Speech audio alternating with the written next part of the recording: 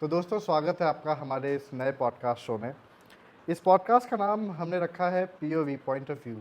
और point of view से हमारा मतलब ये है कि अभी बहुत सारी इन्फॉर्मेशन हमारे सबके पास अवेलेबल होती है, मगर बहुत ही कम होता है कि हम लोग साथ में बैठ के उस इन्फॉर्मेशन को उनके फैक्ट्स के आगे कभी डिस्कस कर पाते हैं।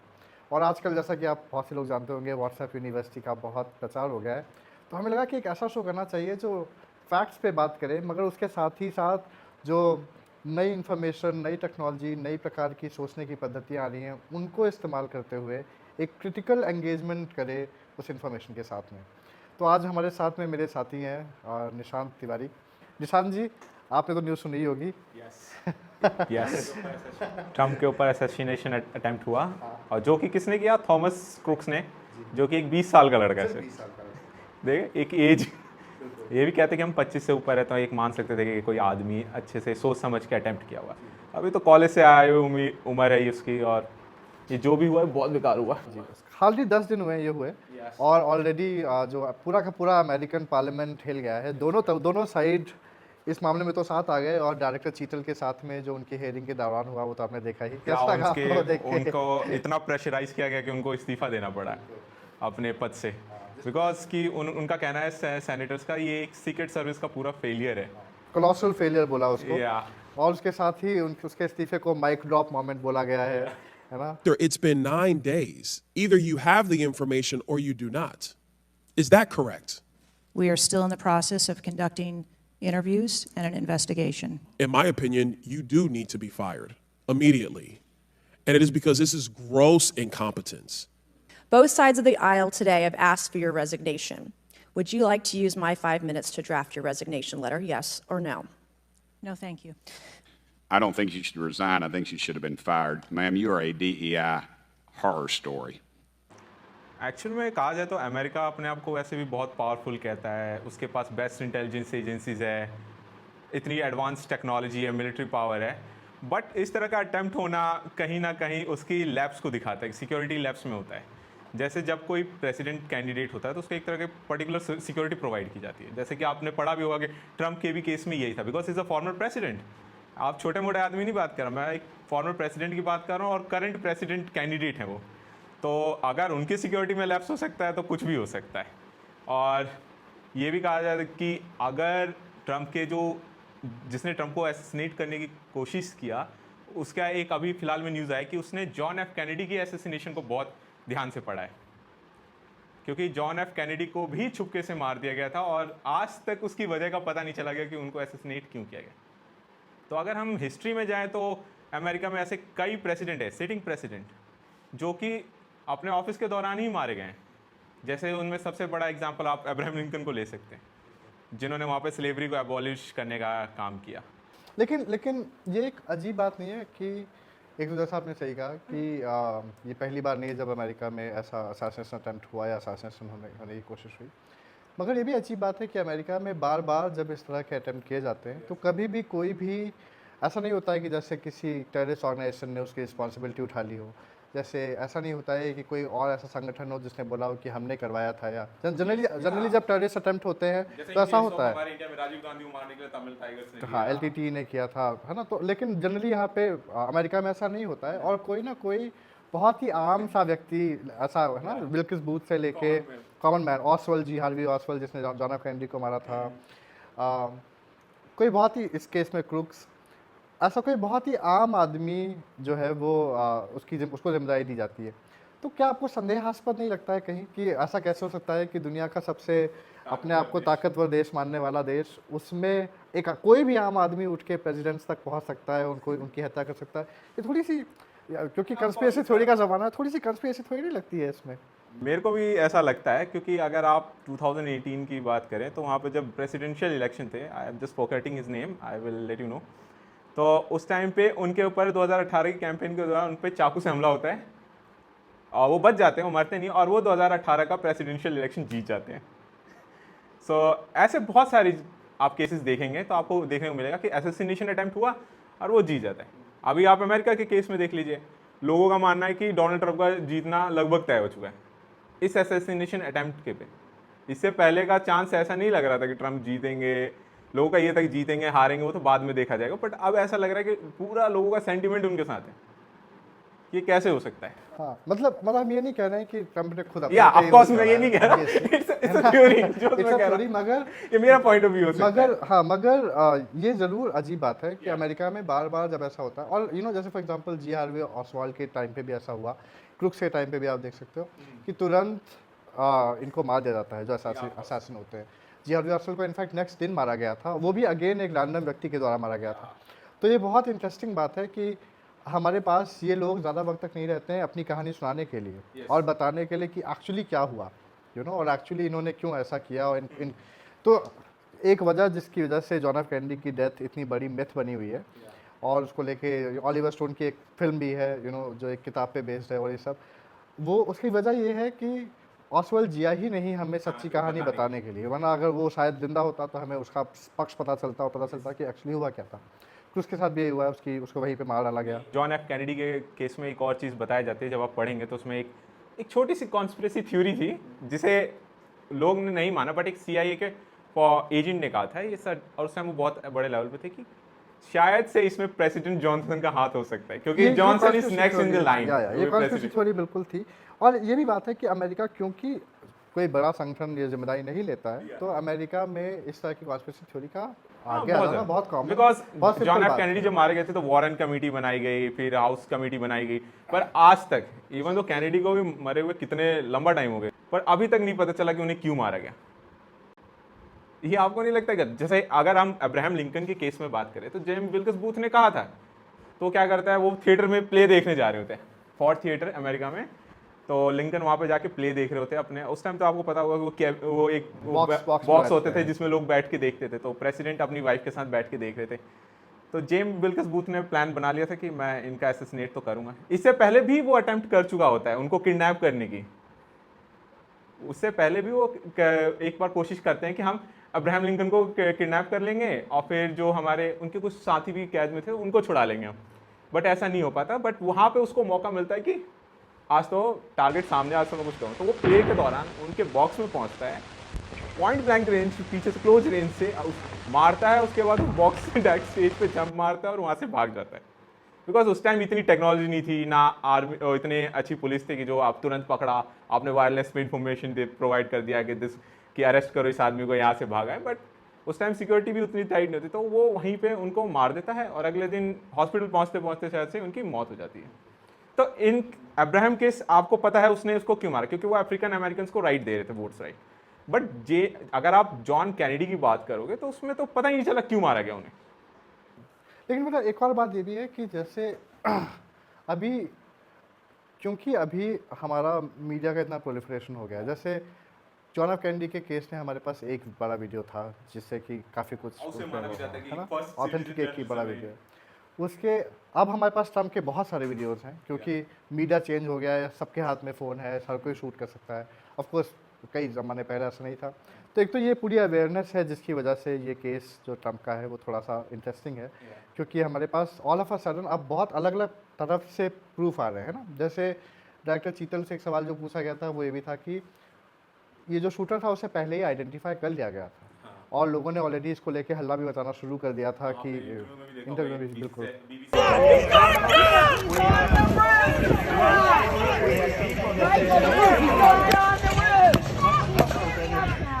तो जब इस लेवल की अब क्योंकि अब सर्वेलांस जो है हमारी सिर्फ स्टेट लेवल सर्वेलांस नहीं रह गई है, अब लोग भी सर्वेलांस कर सकते हैं ना। तो अब हम उस लेवल पे आ गए जहाँ पे हर कोई अपने अपने फ़ोन से एक सर्वेलांस सिस्टम क्रिएट कर सकता है। तो उस टाइम पे इस तरह का घटना हो जाना एक बहुत बड़ी बात है। तो एक हिस्सा हुआ। दूसरा हिस्सा ये हुआ कि क्रुक्स ने एक तो 50 मील तक गाड़ी चलाई और फिर यहाँ पे आया और ये सब कुछ किया। इसके अलावा उसने इसके पहले इस इवेंट से जस्ट पहले ड्रोन से भी सर्वे किया था इस पूरे एरिया को। और जो एयर स्पेस होती है वो स्पेशली जब इतना हाई प्रोफाइल कोई व्यक्ति होता है तो कम्प्लीटली ब्लॉक, कम्प्लीटली रेस्ट्रिक्टेड होती है। तो ये ढील भी जो दी गई यहाँ पे ये भी काफ़ी इंटरेस्टिंग है। सो जो मेरा सवाल था वो ये था कि जैसे लिंकन के केस में हम देख सकते हैं कि क्योंकि तब तक असैसिनेशंस, स्पेशली डेमोक्रेसी में असैसिनेशंस उतनी कॉमन चीज़ नहीं थी, प्रेसिडेंट का फर्स्ट टाइम था, है ना। तो लोगों को मतलब उसके पहले राजाओं के वगैरह के असैसिनेशन होते रहते थे, वो अलग चीज़ है, इस पे भी हम बात करेंगे। हमारा लंबा सीरीज़ है ये असैसिनेशन के ऊपर, हम एक लंबा लंबा डिस्कशन करने की सोच रहे हैं, तो ये सिर्फ उसका पहला हिस्सा है। और इसमें हमने अमेरिका को इसलिए भी चुना क्योंकि अमेरिका का एक बहुत ही जटिल संबंध रहा है उनके उसके राष्ट्रपतियों के असैसिनेशन अटेम्प्ट के साथ में, और ये एक बार नहीं बार बार हुआ है, और उसके बावजूद हमें लगता है कि बहुत से बड़े लीडर्स के साथ हुआ है, और इसके बाद भी अमेरिका कहीं ना कहीं ये सीख नहीं पा रहा है। तो वो क्या सबक है जो वो नहीं सीख पा रहा है, उस पर हम थोड़ी देर में आएंगे, लेकिन पहले ये वाला सवाल पूरा कर लेते हैं कि जो एक्सेस मिल जाती थी लोगों को, या अभी भी जिस तरह की एक्सेस क्रुक्स को मिल गई डोनाल्ड ट्रंप के प्रति, उससे बहुत ही पास है, विद गन, सीढ़ी भी मिल गई, बिल्डिंग भी मिल गई, छत भी मिल गई, है ना, आवाज़ उठाई गई, मगर उसके बाद भी कुछ नहीं हुआ, फिर भी ट्रंप को चढ़ा दिया गया स्टेज पे। ऐसा कैसे होता है अमेरिका में? आपको क्या लगता है कि अमेरिका कहाँ गलत जा रहा है? बेसिकली अमेरिका की सबसे बड़ी प्रॉब्लम वहाँ की गन पॉलिसी है।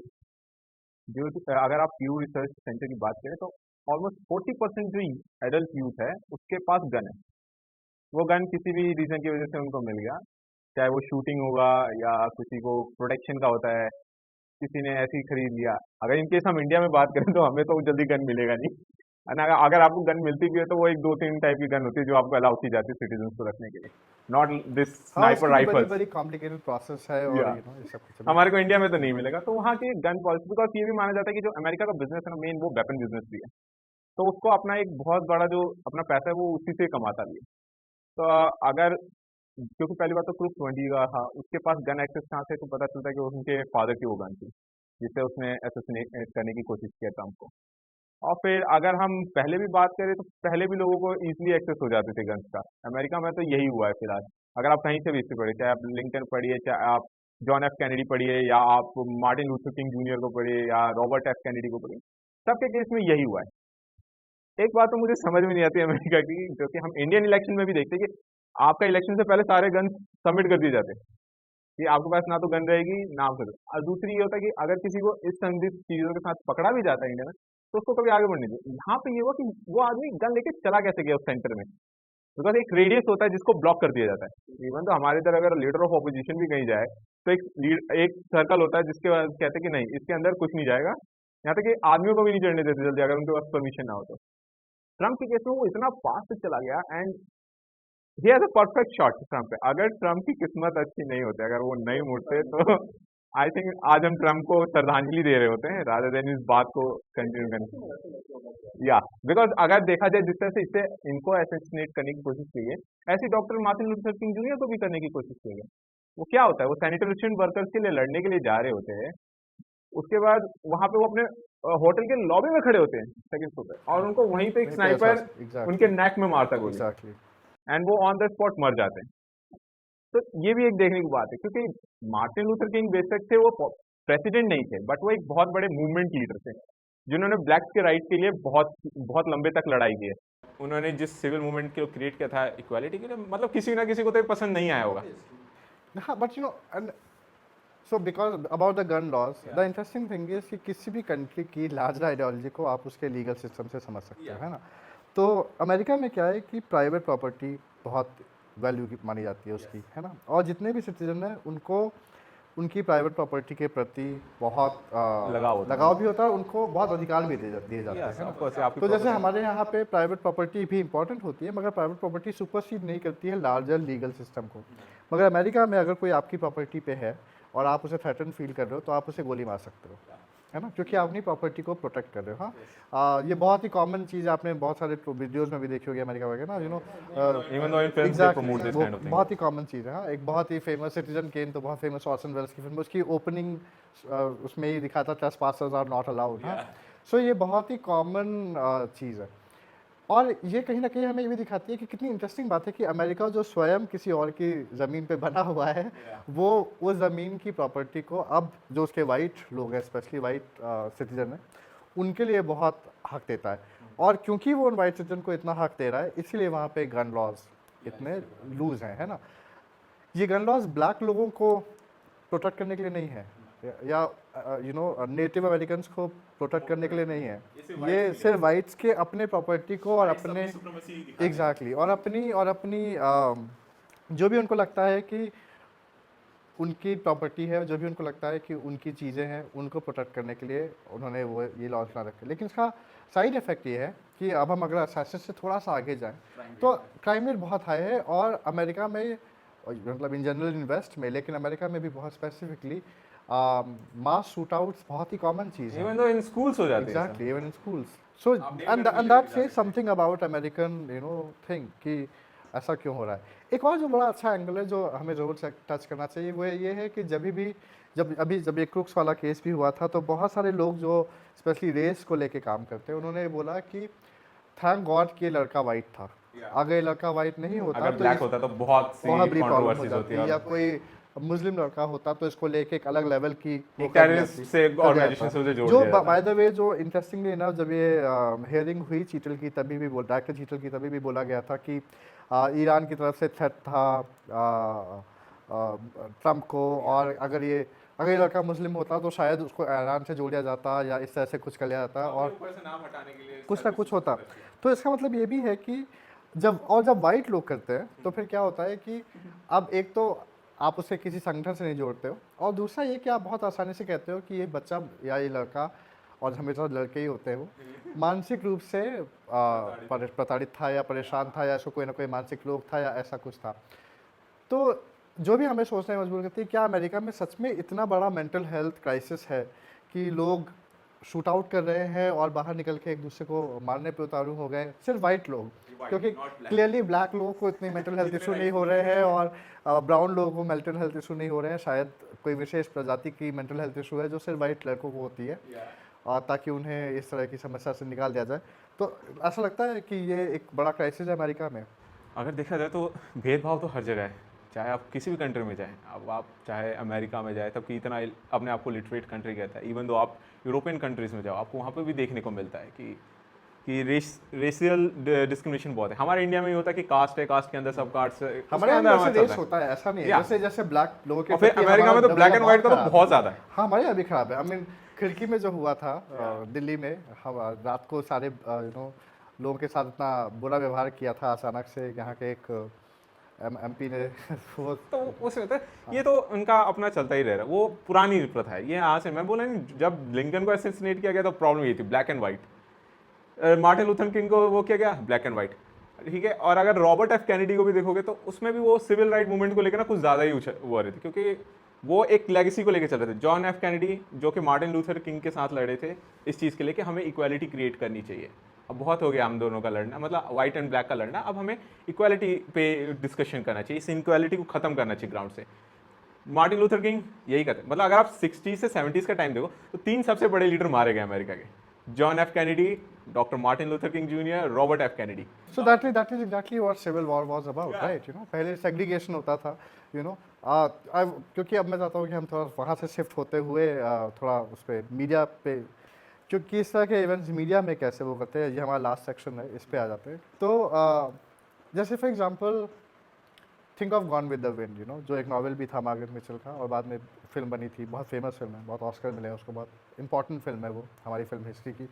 और उसका एक बड़ा क्रिटिसिज्म जो था वो यही था कि उसमें सिविल वॉर को इस तरह से दिखाया गया था कि जो साउथ के लोग थे वो एथिकल लोग हैं उसमें, और जो स्लेव्स हैं वो अपनी मर्जी से स्लेव्स हैं, वो स्लेवरी को एक्सेप्ट कर रहे हैं। एग्जैक्टली। तो उसमें जो हैरी मैकडैनियल, जिनको जो पहली ब्लैक महिला है जिनको ऑस्कर मिला था, उन्होंने उसमें एक मैमी का रोल निभाया था, और उनको इसके लिए बहुत क्रिटिसाइज़ किया गया था कि उन्होंने रेशियल स्टीरियोटाइप को एनकरेज किया है, हालांकि वो इससे एग्री नहीं करती थी।